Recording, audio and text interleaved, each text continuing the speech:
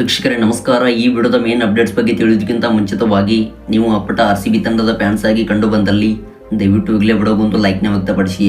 ಹಾಗೆ ವೀಕ್ಷಕರೇ, 2025ರ WPLನಲ್ಲಿ RCB ತಂಡವು ಫೈನಲ್ಗೆ ಎಂಟ್ರಿ ಕೊಡುತ್ತೆ ಎಂದರೆ ದಯವಿಟ್ಟು ಪ್ರತಿಯೊಬ್ಬರೂ ಕೂಡ ಕಾಮೆಂಟ್ ಬಾಕ್ಸಲ್ಲಿ ಎಸ್ ಎಂದು ಟೈಪ್ನ ಮಾಡಿ ನಿಮ್ಮ ಅತಿ ಅಮೂಲ್ಯವಾದ ಕಾಮೆಂಟ್ಸ್ಗಳನ್ನು ತಿಳಿಸಿ.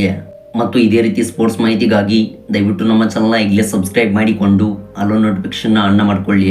ಹೌದು, ನಿನ್ನೆ ವುಮೆನ್ಸ್ ಪ್ರೀಮಿಯರ್ ಲೀಗ್ನ 7ನೇ ಪಂದ್ಯದಲ್ಲಿ ರಾಯಲ್ ಚಾಲೆಂಜರ್ಸ್ ಬೆಂಗಳೂರು ಹಾಗೂ ಮುಂಬೈ ಇಂಡಿಯನ್ಸ್ ತಂಡವು ಚಿನ್ನಸ್ವಾಮಿ ಅಂತಾರಾಷ್ಟ್ರೀಯ ಮೈದಾನದಲ್ಲಿ ಮುಖಾಮುಖಿಯಾಗಿದ್ದವು. ಇನ್ನು ವೀಕ್ಷಕರೇ, ಈ ಒಂದು ಹೈ ವೋಲ್ಟೇಜ್ ಪಂದ್ಯದಲ್ಲಿ ಮುಂಬೈ ಇಂಡಿಯನ್ಸ್ ತಂಡವು ಭರ್ಜರಿಯಾಗಿ 4 ವಿಕೆಟ್ಗಳ ಗೆಲುವು ದಾಖಲಿಸಿ ರೋಚಕ ಪಂದ್ಯವನ್ನು ಗೆದ್ದು ಬೀಗಿತು. ವೀಕ್ಷಕರೇ, ಈ ಒಂದು ಪಂದ್ಯದ ಸ್ಕೋರ್ ಕಾರ್ಡ್ ಇಲ್ಲಿದೆ. ಹೌದು, WPL ಲೀಗ್ನ 7ನೇ ಪಂದ್ಯವು ನಿನ್ನೆ ಚಿನ್ನಸ್ವಾಮಿ ಅಂತಾರಾಷ್ಟ್ರೀಯ ಮೈದಾನದಲ್ಲಿ ಪ್ರಾರಂಭವಾಗಿದೆ. ಇನ್ನು ವೀಕ್ಷಕರೇ, ಈ ಒಂದು ಪಂದ್ಯದಲ್ಲಿ RCB ಹಾಗೂ MI ತಂಡವು ಎದುರಾಗಿದ್ದವು. ಇನ್ನು ವೀಕ್ಷಕರೇ, ಈ ಒಂದು ಪಂದ್ಯದಲ್ಲಿ ಟಾಸ್ ಗೆದ್ದಂತ ಮುಂಬೈ ಇಂಡಿಯನ್ಸ್ ತಂಡವು ಮೊದಲು ಬೌಲಿಂಗ್ ಆಯ್ದುಕೊಂಡಿತು. ಇನ್ನು ವೀಕ್ಷಕರೇ, ಬ್ಯಾಟ್ ಮಾಡಿದ RCB ತಂಡವು 20 ಓವರ್ಸ್ ಕಡೆಗೆ 167 ರನ್ಸ್ ಕಲೆ ಹಾಕಿ 7 ವಿಕೆಟ್ ಕಳೆದುಕೊಂಡಿತು. ಹೌದು, RCB ತಂಡದ ಪರವಾಗಿ ನಾಯಕಿ ಸ್ಮೃತಿ ಮಂದಾನ ಅವರು 26 ರನ್ ಸಿಡಿಸಿದ್ದಾರೆ.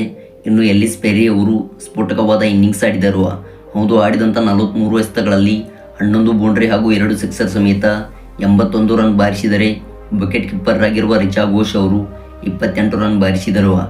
ವೀಕ್ಷಕರೇ, ಈ ಸ್ಫೋಟಕವಾದ ಇನ್ನಿಂಗ್ಸ್ನಿಂದ RCB ತಂಡವು MI ತಂಡಕ್ಕೆ 168 ರನ್ಸ್ಗಳ ಟಾರ್ಗೆಟ್ ಕೊಟ್ಟಿತ್ತು.